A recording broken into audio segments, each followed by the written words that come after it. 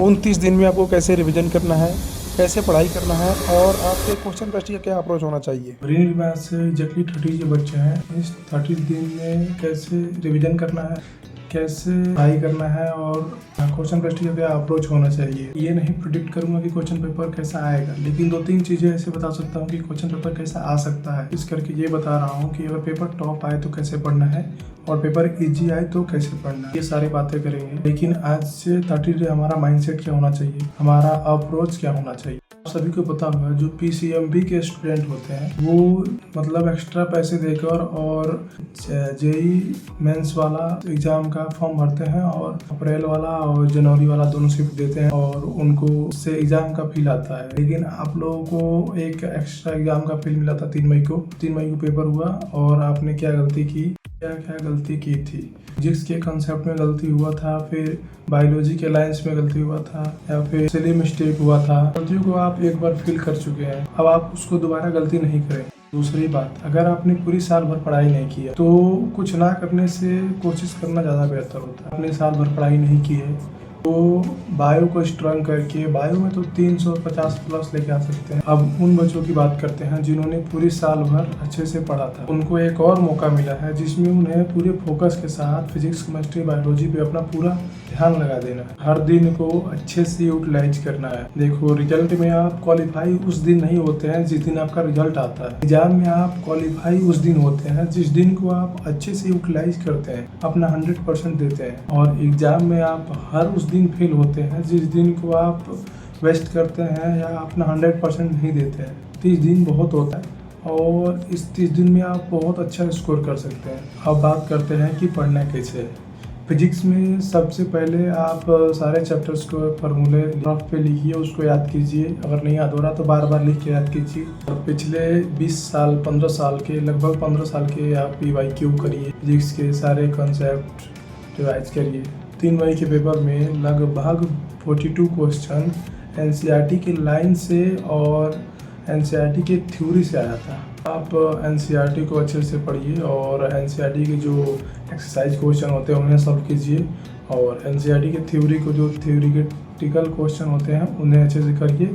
ये हो जाने के बाद से आप 2 दिन में एक टेस्ट दीजिए और टेस्ट का एनालिसिस कीजिए। टेस्ट में मतलब क्या गलती हुआ है, क्यों गलती हुआ है, मतलब सिली मिस्टेक था या फिर कॉन्सेप्ट गलती लगा दिया या फिर फार्मूला गलती हो गया। जिसको मतलब जैसे भी हुआ है उसको सही कीजिए और कॉन्सेप्ट गलती है तो कॉन्सेप्ट को पढ़िए और फिर फार्मूला गलती हो गया तो फार्मूला सही करिए, फिर याद कीजिए। और फिर सिली मिस्टेक हुआ है तो आप उसको देखेंगे तो फिर आपका दोबारा सिली मिस्टेक नहीं होगा।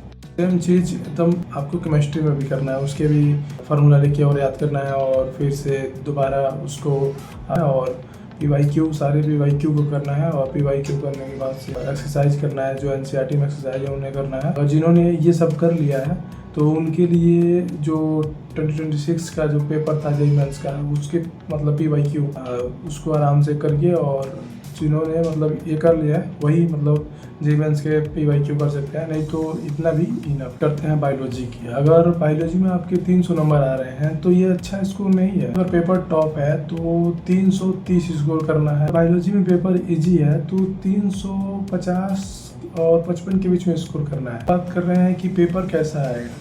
पेपर देखिए, जब भी पेपर लीक हुआ है, जैसे कि 15 में हुआ था, 16 में हुआ था, 24 में हुआ था, तो हर बार पेपर टॉप ही आया है। लेकिन ये था कि पेपर अगले साल टॉप आया है। लेकिन इस बार जो है वो पेपर मतलब 1 महीने के अंदर फिर दोबारा रीनीट हो रहा है, तो इसमें पेपर ज़्यादा टॉप नहीं होगा।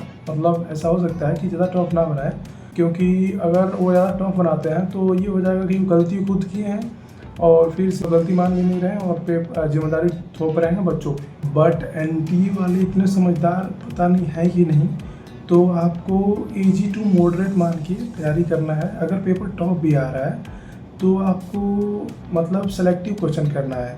आपके पेपर में जो जैसे कि मान लीजिए जो 2025 का पेपर था तो उसमें भी अगर जिन बच्चों का मतलब जिन सिलेक्शन हुआ था वो मात्र 30 से 32 क्वेश्चन ही फिजिक्स में किए थे और बायोलॉजी का सही स्कोर कीजिए और फिर केमिस्ट्री का भी सही कीजिए। फिजिक्स टॉप आ रहा है तो फिर उसमें आप 30 से 32 क्वेश्चन भी कर रहे हैं ना, तो ये अच्छा है, आपको GMC मिल जाएगा। और एक और बात, पेपर के टॉप और इजी होने से आपके सिलेक्शन पे कोई फ़र्क नहीं पड़ेगा, क्योंकि अगर पेपर टॉप आ रहा है तो पूरे इंडिया में पेपर टॉप होगा और उससे कट ऑफ मतलब लो जाएगा।